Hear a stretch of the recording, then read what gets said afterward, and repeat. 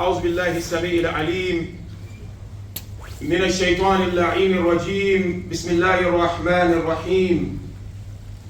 الحمد لله رب العالمين الذي هدانا لهذا وما كنا لنهتدي لولا أن هدانا الله، ثم الصلاة والسلام على أشرف الأنبياء والمرسلين حبيب إله العالمين أبي القاسم المصطفى محمد. اللهم صل على محمد وعلى أهل بيته الذين ذهب الله عنهم الرجس وطهرهم تطهيرا.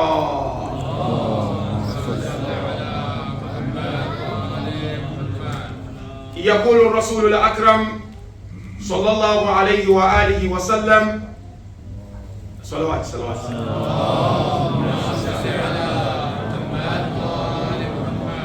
أثقل ما يوضع في الميزان تقوى الله وحسن الخلق. First of all, mu'mineen and mu'minat, we once again thank Almighty Allah for giving us this amazing moment to celebrate the life of these two great personalities, Imam Kazim alayhi salam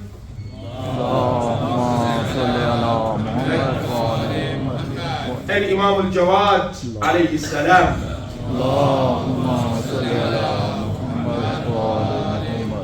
Felicitations goes to the Imam of our time, and secondly, felicitation goes to our great scholars, our maraji', and thirdly, felicitations to each and every one of you, mu'mineen and mu'minat, lovers and the followers of Ahlul Bayt. The tradition I've just quoted is a powerful tradition from our beloved prophets on the essence and the secrets of akhlaq. The Holy Prophet said, أثقل ما يوضع في الميزان تقوى الله وحسن الخلق. He said, the most powerful thing that will be on the scale of our deeds and actions on the day of Qiyamah is God's consciousness and good behavior. Now, departing from this beautiful tradition, the topic I would like to briefly discuss tonight, and inshallah we'll continue with this topic some time, inshallah, is lessons of akhlaq from Imam al-Kazim and Imam al-Jawad. Examination is of the following stages. The first stage, we'll look at the secrets and the essence of ethics, akhlaq. Second stage, we'll take 2 or 3 examples of akhlaq from the life of Imam al-Kazim alayhi salam. And then the last stage, another 2 or 3 examples from the life of Imam al-Jawad. Akhlaq mu'mineen and mu'minat is everything. Whatever you do in life as Muslim or as a Shi'i, if it is not accompanied with good akhlaq, it is null and void. That is why when you look at the structure of religion, from of course our school of thought, and I'm sure from other schools of thought, the first component of that structure we all know is al-usuluddin. Second component, furu'uddin. The third component is akhlaq. How many times you see people, namazis, praying, helping the community, volunteering, but bankrupt in akhlaq? So many deficiencies in akhlaq. And so it's of great importance we remind one another as we continue to be on this spiritual journey towards self-discovery and towards Allah Tabaraka wa Ta'ala. Now question, what is akhlaq? All of us sitting here, we heard of akhlaq many times. Someone comes and asks, define akhlaq for me. What's the secret of akhlaq? You see, there is no strong scholar. When I say strong, I'm talking of high-level scholars, not the small scholars like us, who does not give akhlaq lesson. Akhlaq lesson in seminaries is one of the most important lessons. Because you may have the knowledge, you may have the oratory power, you may be the best. Without akhlaq, of course, in the eyes of people you may be top, because today people don't look at akhlaq. If you look at the type of world we live in, it's all about instant gratification and making people happy. So if you look at majority of the people of the world really don't look at akhlaq. Whereas akhlaq is everything. So what is akhlaq and what is its secret? Just quickly, briefly. You know, different scholars came forward with different sets of definitions when it comes to akhlaq. Those of you who have read Jami al-Sa'ada, Muhammad Mahdi Naraki, Qaddasallahu nafsahu al-Taqiyya, he beautifully defined akhlaq, and that's what I would like to share tonight. Allah Ta'ala, for example, he also has his own lessons of akhlaq, and he defined akhlaq the way he saw it befitting. But at the end of the day, if you look at all the definitions of akhlaq or science of ethics, they are all leading to one thing. So Mahdi Naraki, may Allah elevate his status in Dar al-Akhirah, said akhlaq is the plural of the term khuluq. And khuluq simply means malaka. What is malaka? Disposition. What is disposition? Disposition is that faculty of the soul which is the source of all activities that emanate from us spontaneously, without thinking about it. That is disposition, and that is what akhlaq is all about. In other words, disposition is the property of the soul which comes into existence through repetitive practice and exercises. And so therefore, if you look at your life, or I look at my life, you may find some dispositions appearing in our lives, in our personalities.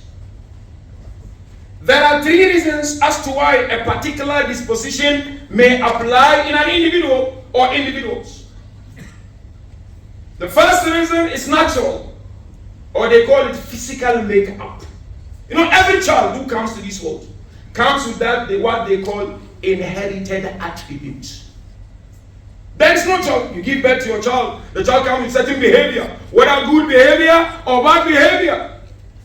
They call it what? Inherited attribute. Why inherited? The child may have inherited from his parent, or may have inherited from grandparent through the collision of the genes. So sometimes disposition in my life or in your life are something we inherited.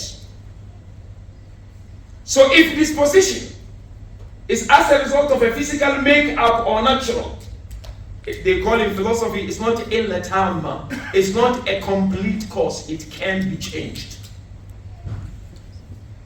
Sometimes you find in one family, 3 children, same siblings. This one is too mean. This one, be quiet, humble, down to earth. This one a bit cheeky. These are as a result of what the children inherited, either through conception or grandparents, as I mentioned. This can be changed through the environment the child is exposed to, the environment parent exposed the child to, it can be changed. A long story short, that's the first one. So can be natural or physical breakdown. Second reason as to why you may find certain disposition in you, like you find some people, they are very arrogant. There are people you can't talk to them, they are not approachable. It's either their way or the motorway.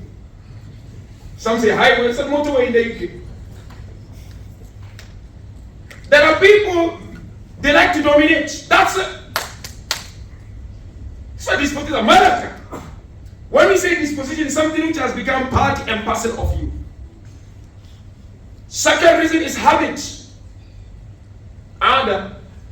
That's why it is said in the narration, Al-khayru ada wa sharru ada. It said goodness is habit and evilness is habit. You know, you have this habit of dominating and nobody tells you. So you keep that. And it becomes a habit. Maybe something good, maybe something bad, depending really. There are people who are very hypocritical. They come to you with a face, behind you with a different face. So maybe they've been doing it, it has now become part and parcel of them. There are people, mashallah, they qualify in gossip. So they keep doing it, habit, disposition. And so that becomes a big problem. The third reason as to why one can develop a malaka or disposition is through conscious practice and exercise. You realize that you have a certain type of akhlaq. If you are determined to change, you should be able to do so. Anyone who has whatever the akhlaq he or she may have, if you are determined to change, you should be able to change. That's why you know one poet said, إِذَا أُرِفَ الْإِنسَانُ بِالْكَذِبِ لَدَى النَّاسِ كَذَّابًا وَلَوْ كَانَ صَادِقًا. When a person is known to be lying, there are people they lie. By the Jan of my father, and they are lying. I swear, but they are lying. He said, when a person is known to be a liar, he will still be considered a liar even if he's telling the truth. And sometimes you realize that, you know, lie becomes a habit. You only go back home at night to start regretting, why am I lying? Now you see, Allah created us in a certain way. You know what way? He created us changeable personalities. Meaning what? Anyone who aspires to change, wallah, should be able. It may take long, but it should be able to change. Why am I saying so? You say you look at insan as ruh, soul. You know, some mystics, philosophers, insan is ruh, your soul. But around these souls, there are certain elements, and each one of these elements are constantly changing. To tell you that insan, if you truly want to change, you should be able to do so. What's the first element? Body. Body is changing always. Why can't you stop lying? Why can't you greet people when they come? Some of us here, when we don't know people, we don't greet them. So habit, but bad habit. Somebody enters here, newcomer, whether gents side, ladies side, people are just looking at it. That's why some people, when they come one time, they don't come anymore. I'm not saying everybody, but good number. That's how it is. So this is something we need to change because Allah created us a changeable personality. There are people, Habibi, when they see you, if you don't say salam to them, they can't say salam to you. But whether Muslim or non-Muslim, when you meet somebody, you need to compete in getting the reward of saying salam. But there are people, when you say salam, they don't even respond to your salam. Because some people have this, that, you know, this person, when he comes, he's just asking money. I'm not going to do it. It's true, there are people, mashallah, they are nightmare. What do you do? Allah is examining you with them. You need to have patience because maybe that is your route to Jannat al-Firdaus. So the first element is body. Body is changing. Why can't insan change? What's the second element of the soul, Habibi? It's heart, qalb. That's why it's called qalb. Something which turns, it changes. This heart can be clean, can be dirty. So Allah gave it to you to inspire you for change. That I need to strive for positive change in my life. The third one is what? Zaman and Makan. Time and space. Time and space are also changing. Why can't I aspire to change? So Allah, Mu'minin and Mu'minat, provided us with all these things so that when I realize I have bad akhlaq and I am determined to change, you should be able to get there. You know, I mentioned the other night here. You look at insan. Allah, out of His love for insan, provided us, you remember we mentioned this, 4 forces, 4 powers.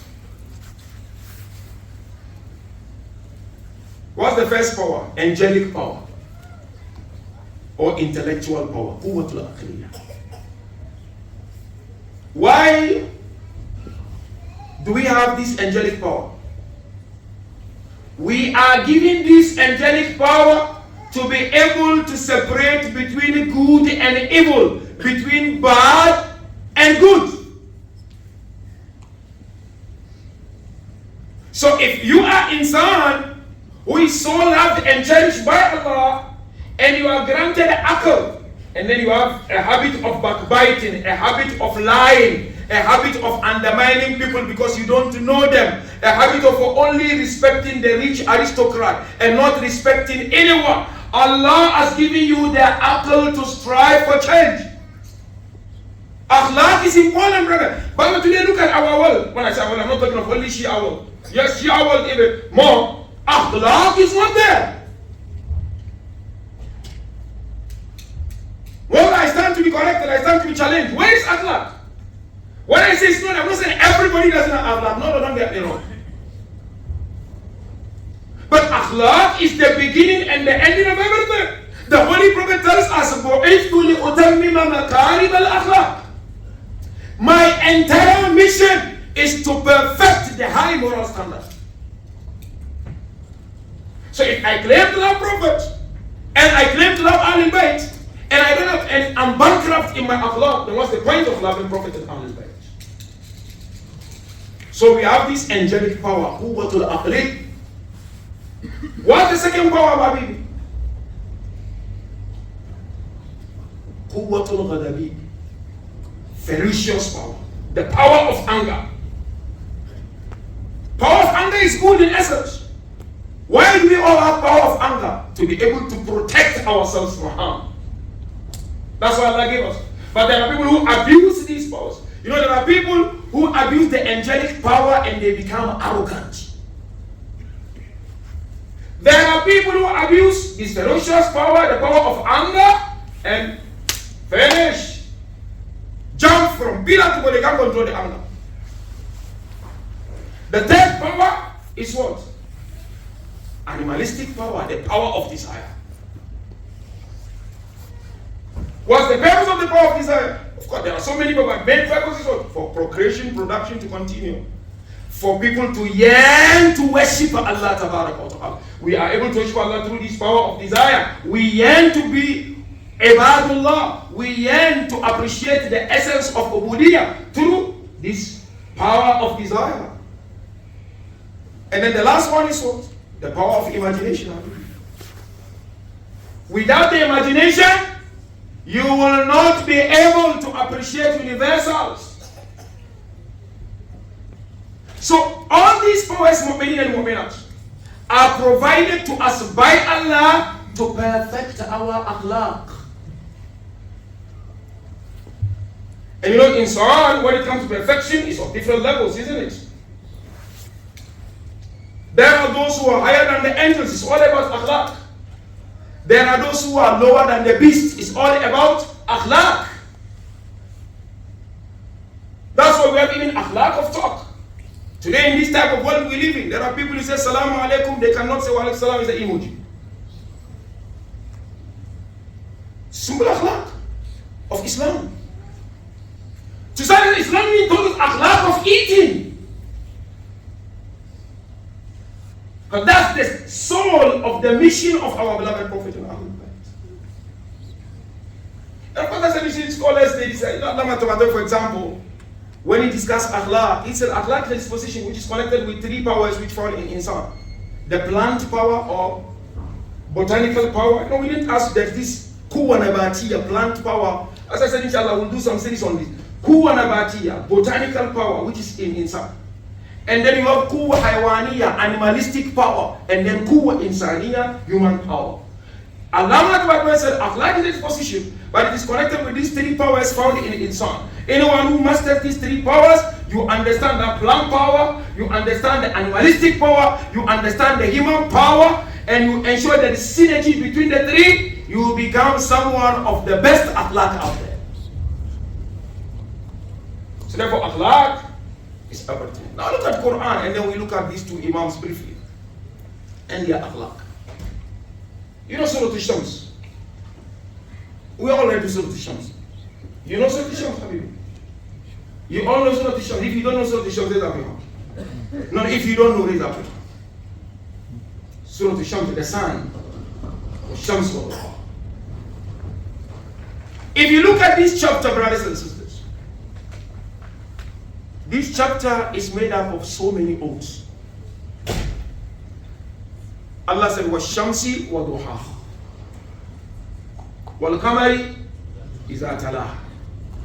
Count them. وَالنَّهَارِ إِذَا جَلَّاهَا وَاللَّيْلِ إِذَا يَغْشَاهَا وَالسَّمَاءِ وَالْأَرْضِ وَنَفْسٍ فَأَلْهَمَهَا فُجُورَهَا. Then he said, قَدْ أَفْلَحَ. This is Qasam. When there is Qasam, there must be Jawabul Qasam. I swear by Allah. This is Qasam. So what is Jawab? What's your statement?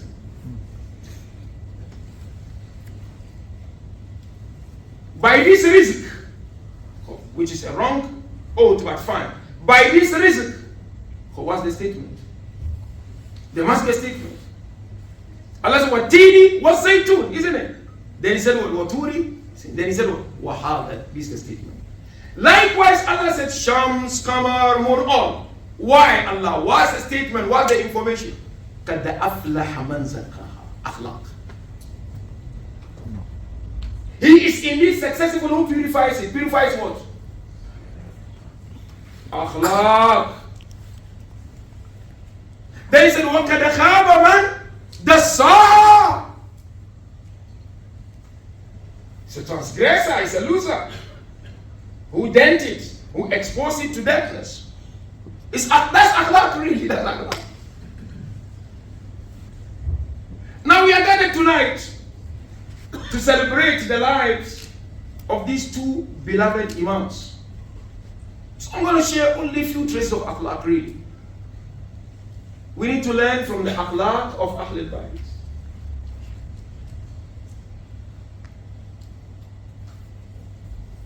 You see, when Prophet said, تَخَلَّقُوا بِأَخْلَاقِ اللَّهِ, said, oh my followers, lovers, behave with the manners of Allah. So Allah is Rahman. Let Rahman be seen manifesting in your life. Allah is Razak. Let Razak be seen manifesting in your life. Thus, تَخَلَّقُوا بِأَخْلَاقِ اللَّهِ. Well, I'm not out of this. I'm telling you, Wallahi al-Azim. This Wallah is scared. I'm not out of this. In fact, it's more serious on us than you people listening to us. Because I cannot preach virtue and practice vice. It becomes adhab on me on the day of Qiyamah. I can't. Now look at Imam al-Kazim. 2 or 3 examples of his akhlaq. And ask ourselves, can we try to follow, at least emulate some of his akhlaq?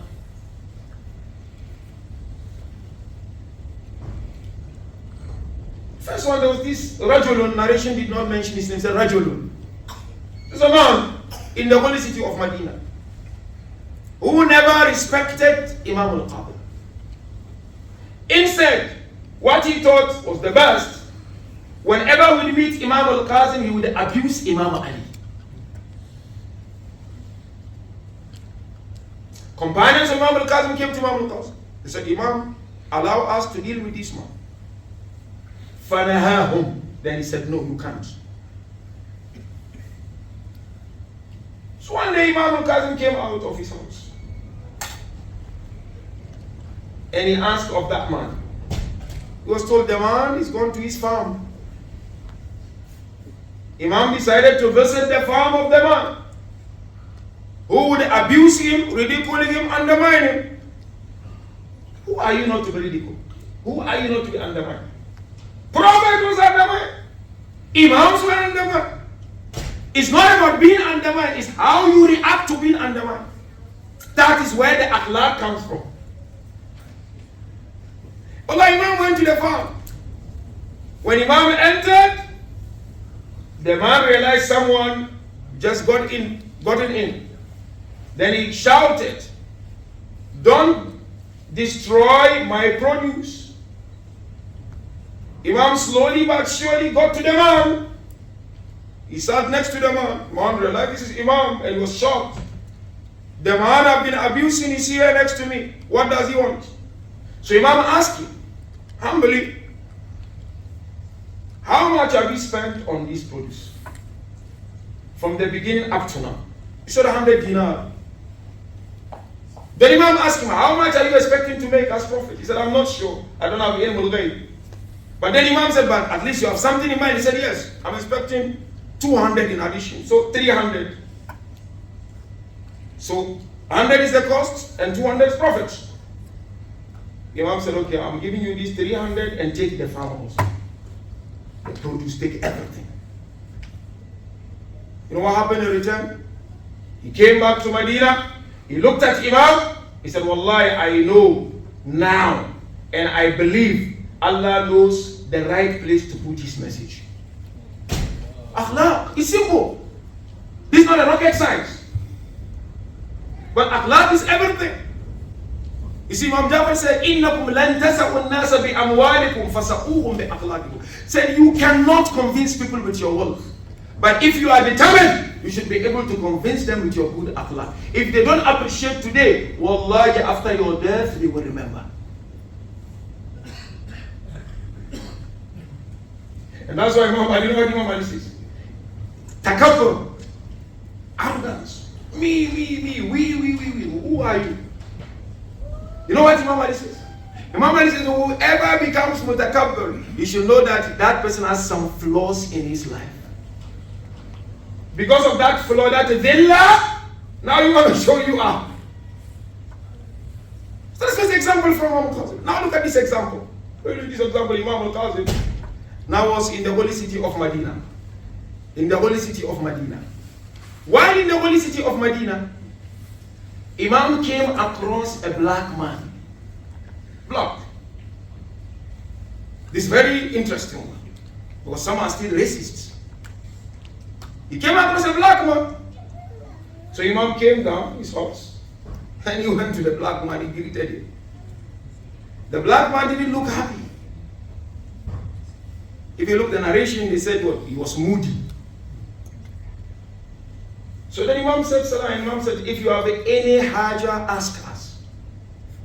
So some of the companions of Imam al-Kazim said, Imam, if you ask him for haja, he's going to ask you everything. Why are you asking him? The response of Imam is what fascinates me. So I'm also not out of that. You know what Imam said? I approached him, I greeted him, number one, because we are abdun min abidillah, one. Because he's one of the servants of Allah. But look at number two. He said, wa akhun fi kitabillah. He is a brother as per the dictate of the book of Allah. Then he said, wa jarun fi biladillah. He is a neighbor in the town of Allah. Is my neighbor. Then he said, what? Yajma'una wa iyyahu. Look at it. Afdalul ab, or khairul aba, one tradition says. He said, no, me and him and all of you, we are under one umbrella of having the best of all fathers, and that father is Adam. And he said to him, wa khairul adiyani islama. He said, me, him, all of you, we are all under one umbrella of the best religion, which is Islam. Akhlaq, humbleness, humility. Imam is Imam. Imam can say, you know, why should I be down of my horse and go and greet him? But this is Imam alayhi salam. Last example. This is required by a companion called Ali. He saw Imam Kazim working. You know, working. You know, Ali back they worked. Not like scholars today, we work at the mercy of the community. Yeah, I think it's so important we emulate Ahlul Bayt. So have a bit of independence. You see, Imams worked. So he saw Imam al-Kazim working with his hands. And he approached Imam al-Kazim. He said, where are your companions? It's like Maulana, I can't even tea, people don't put your mouth, people don't give it. No, let me drink. I know you're going to make me arrogant. I know it's respect sometimes, but no, take it. Because you know, inside is inside, isn't it? Inside is inside all. Sometimes we the crowd, we spoil us. Although you are doing it to get thawab. But sometimes it's not like that. Wallahi. So he said to Imam al-Kazim, companions. You know what he said? I'm sure some of you read this, man. Wallah, the response is amazing. Imam Kazim said, those who were better than me worked with their hand. Who am I not to work with my hand?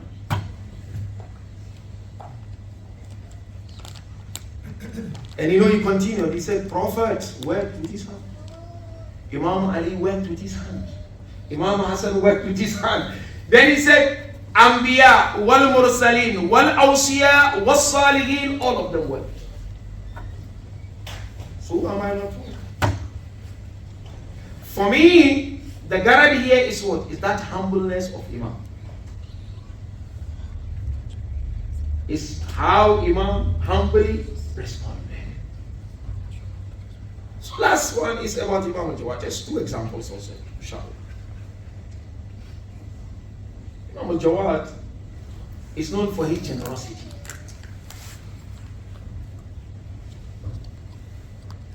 Not only generosity in giving, but generosity in interaction. Imam al-Jawad, how many years? 24 years. Was Imam al-Kazim a bit longer, 54 years. But within this short space of time, 17 years of Imam, Imam left an amazing legacy. When it comes to different facets, different fields, but here specifically talking of akhlaq. It's very important. You know, a companion of Imam al-Jawad came to Medina and he went straight to Imam al-Jawad. He said, Imam, I have a problem. He said, we came for Hajj and on the way we lost all our belongings. We don't have anything. What will you do if somebody comes to you with this? Obviously, you're going to interrogate the person. Rightly so.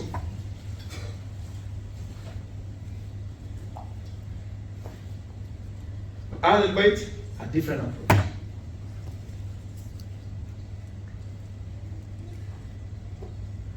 Imam al-Jawad did not ask much. Brought money, gave it to him.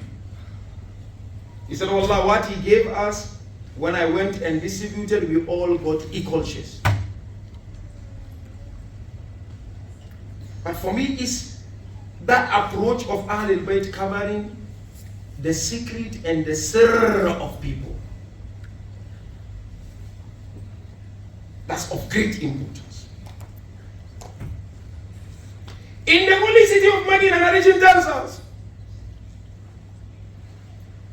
how many would meet Imam al-Jawad in Medina? They would not necessarily stop and greet him, like it happened to Imam Zainul Abidin at one point. But Imam al-Jawad will try to create them. Thus it is said, some said it's a tradition, some said it's a sin. Al-insanu adubu ma jahil. Insan is enemy of what he's ignorant of.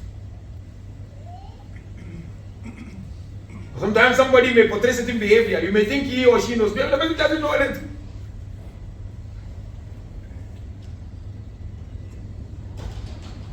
And last example, Mu'minin and Mu'minat from Imam al-Jawad. This is a very beautiful tradition from Imam. I'd like one to share this and that. You know what Imam al-Jawad said? He said, مِنْ حُسْنِ خُلِقِ الرَّجُلِ. He said, one sign of having a good akhlaq is not to harm anyone. You know, there are people, their tongues are offensive. There are people, they don't know how to talk. When they give you one, you'll have 1 year sleepless night.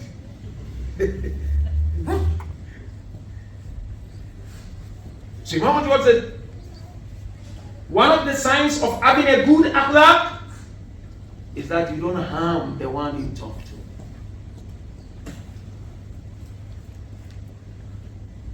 Then he mentioned a point. This is my last point. He said, when 3 things are found in a person, the person will never regret in his life. But then after these 3, then he mentioned 2 things about akhlaq. He said, number 1, when you are not always in a hurry, but you do due diligence to what you do. Tarkul ajala. There are people, they lack focus in life. They want it to happen overnight and that's done and dusted. So here, my understanding of tradition is that you need to focus on what you do. But number 2, mashwara. First, you're not in a hurry. You want to do due diligence. Number 2, you consult. Then number 3, at-tawakkul ala Allah. But then the last 2, as I said, has to do, they are about akhlaq. He said, whoever corrects a fellow brother or sister secretly, you have beautified the person. But anyone who corrects someone openly, you have destroyed the person. How many you see somebody doing something wrong and then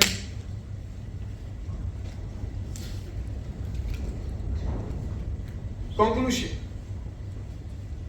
Let us all mu'minin and mu'minat work on our akhlaq. There is no one who is perfect. Salat is connected with akhlaq. Quran is connected with akhlaq. Wilaya is connected with akhlaq. Everything is about akhlaq. And I think we have the best leaders to guide us in the presence of Ahmed. How they led, how they approached things, how they interacted. We have super models to help us when it comes to akhlaq.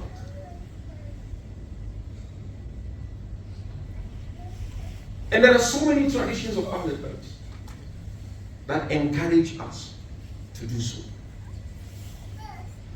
So take these mu'minin and mu'minat, something to think about, something to reflect on, and try to play safe when it comes to akhlaq. How do you play safe? Wherever you go, whether you are right or wrong, primarily portray the best of all akhlaq. Whether you are right or wrong, portray the best of all akhlaq. You'll see eventually you win. How do you win? When you are no more in this world today, people will talk. about your akhlaq. Even Islam tells us, of course, when people die, don't talk negative about them. But one way or the other, it will flow on somebody's tongue. And the best legacy to leave behind, Mark, akhlaq. Allah. Akhlaq. And Allah praises akhlaq of the Prophet. We pray that Allah inspire us to emulate the footsteps of Ahlul Bayt. Pray where we made mistakes. May Allah, out of His love for us, because Allah loves us so much, correct it as we go on and we go about our lives, inshallah. Our marhumin, may Allah forgive them and grant them Jannat al-Firdaus. Mu'minin and mu'minat who are not well, we pray to Allah Tabarak wa Ta'ala to grant them shafa kamil, inshallah. We pray to Allah Tabarak wa Ta'ala to fulfill our legitimate desires, inshallah. And last but certainly not the least, we pray for our dear brothers and sisters in Palestine. That Allah Tabarak wa Ta'ala, bihaqqi Imam al-Jawad, bihaqqi Imam al-Qadr, may Allah make it easy for them, inshallah. It looks very difficult, it looks like the victory or the freedom of Palestine is too far. But with Allah, it's not far. We pray that Allah intervene on their behalf. وآخر دعوانا الحمد لله رب العالمين وصلى اللهم على محمد وآله الطاهرين.